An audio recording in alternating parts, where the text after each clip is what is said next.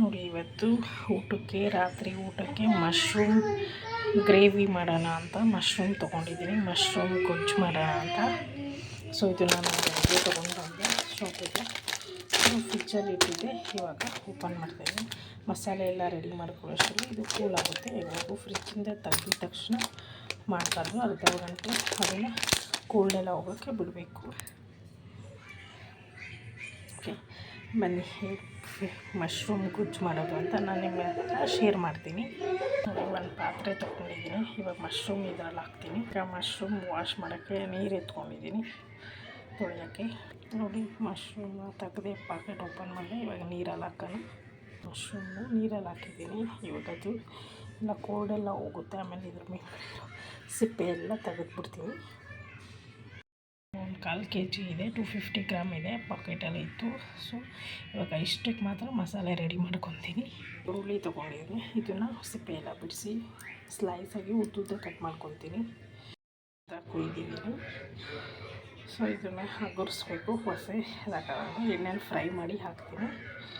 ಈಗ 2 ಟೊಮೆಟೊ ತೊಗೊಂಡಿದ್ದೀನಿ. ಇದನ್ನು ಉದ್ದುದ್ದ ಕಟ್ ಮಾಡಿ ಹಾಕ್ತೀನಿ. 2 ಟೊಮೆಟೊ ಕಟ್ ಮಾಡಿದಾಯಿತು. ಉದ್ದುದ್ದ ಒಂದು ಬಾಣಲಿ ತೊಗೊಂಡಿದ್ದೀನಿ.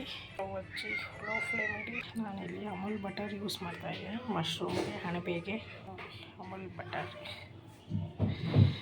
2 ಅಮೂಲ್ ಬಟರ್ ಹಾಕಿದ್ದೀನಿ. ಬಟರ್ ಕರಗ್ತಾ ಇದೆ. ಇವಾಗ ಈರುಳ್ಳಿನ ಬಟರಲ್ಲಿ ಫ್ರೈ ಮಾಡ್ಕೊಳ್ಳೋಣ ಚೆನ್ನಾಗಿ.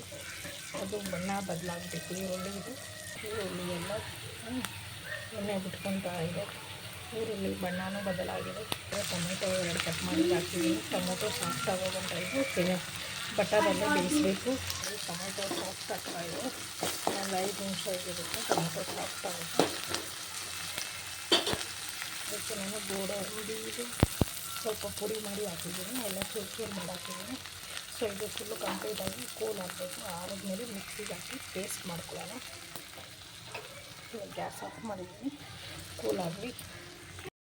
ಒಂದು ಈರುಳ್ಳಿ ಕಟ್ ಮಾಡ್ಕೊಳ್ಳೋಣ. ಒಗ್ಗರಣೆಗೆ 1 ಈರುಳ್ಳಿ ತೊಗೊತೀನಿ. ಸಣ್ಣದಾಗಿ ಬೋಂಡ ಥರ ಕಟ್ ಮಾಡ್ಕೊಬೇಕು. ಸಣ್ಣದಾಗಿ ಬೋಂಡ ಥರ ಕಟ್ ಮಾಡಿದ್ವಿ. ಇದು ಫ್ರೈ ಮಾಡೋಕ್ಕೆ ಗ್ರೇವಿ ಜೊತೆಗೆ ಒಗ್ಗರಣೆ ಹಾಕ್ಬಿಟ್ಟು ಹಾಕೋಣ. ಈರುಳ್ಳಿ ಟೊಮೆಟೊ ತಣ್ಣಗಾಗೋಷ್ಟರಲ್ಲಿ ಇದು ಅಣಬೆ ಎಲ್ಲ ಬಿಡಿಸ್ಕೊಳ್ಳೋಣ. ಸಿಪ್ಪೆ ಎಲ್ಲ ಫ್ರಿಜ್ಜಲ್ಲಿ ಇಟ್ಟಿದ್ದೆಲ್ಲ ಕೋಲ್ಡೆಲ್ಲ ಹೋಗಿದೆ. ಸೊ 2-3 ಸತಿ ವಾಶ್ ಮಾಡಿಬಿಟ್ಟು ಸಿಪ್ಪೆ ಬಿಡಿಸೋಣ. ಈಗ ವಾಶ್ ಮಾಡಿದ್ದೀನಿ. ಇನ್ನೂ 1-2 ಸತಿ ವಾಶ್ ಮಾಡ್ತೀನಿ.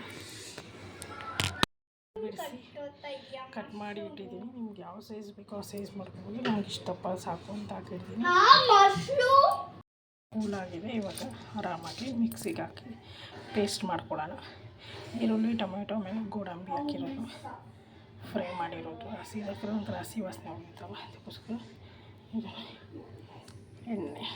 ಬಟರಲ್ಲಿ ಫ್ರೈ ಮಾಡಿ ಹಾಕಿರೋದು ಆಗ್ತಾಯಿದೆ. ಇವಾಗ ಅಣಬೆ ಹಾಕೋಣ. ನೋಡಿ ಅಣಬೆ ಹಾಕಿದ್ದೀನಿ, ಉಪ್ಪು ಹಾಕಿದ್ದೀನಿ ರುಚಿಗೆ ತಕ್ಕಷ್ಟು. ಇವಾಗ ನಿಧಾನಕ್ಕೆ ಒಂದು ಸುತ್ತು ತಿರುಗಿಸ್ಕೊಡಿ. ಇದು 10-15 ನಿಮಿಷ ಬೇಯಬೇಕು. ಗ್ರೇವಿ ಹಂಗೆ ಗಟ್ಟಿ ಆಗ್ತಾ ಬರುತ್ತೆ. ಇದು ಕಸ್ತೂರಿ ಮೆಂತ್ಯ ಸ್ವಲ್ಪ ಕೈಯಲ್ಲಿ ತೀಡ್ಬಿಟ್ಟು ಹಾಕಿ ಸಣ್ಣಕ್ಕೆ ಕಸ್ತೂರಿ ಮೆಂತ್ಯ ಹಾಕಿದ್ದೀನಿ. ತುಂಬ ರುಚಿ ಇರುತ್ತೆ, ತುಂಬ ಚೆನ್ನಾಗಿ ಫ್ಲೇವರ್ ಬರುತ್ತೆ. ಇದು ಕಸ್ತೂರಿ ಮೆಂತ್ಯ ಹಾಕಿದ್ಮೇಲೆ ಒಂದು ಸುತ್ತ ತಿರುಗಿಸ್ಕೊಡಿ. ಮತ್ತು 10 ನಿಮಿಷಕ್ಕೆ ಗಟ್ಟಿ ಆಗುತ್ತೆ ಗ್ರೇವಿ. ಇದು ನಾನು ಚಪಾತಿ, ಪೂರಿ, ಪರೋಟ, ದೋಸೆ ಎಲ್ಲ ತಿನ್ಬೋದು. ಮಶ್ರೂಮ್ ಗೊಜ್ಜು ಅಥವಾ ಅಣಬೆ ಗೊಜ್ಜು ಮಶ್ರೂಮ್ ಗ್ರೇವಿ ರೆಡಿ ಆಗ್ತಾಯಿದೆ. ಈ ಥರ ಗ್ರೇವಿ ಆಗಿದೆ ನೋಡಿ. ಮಶ್ರೂಮು ಚೆನ್ನಾಗಿ ಬೆಂದಿದೆ ನೋಡಿ. ಗಮ್ಮಂತ ಇದೆ ವಾಸನೆ.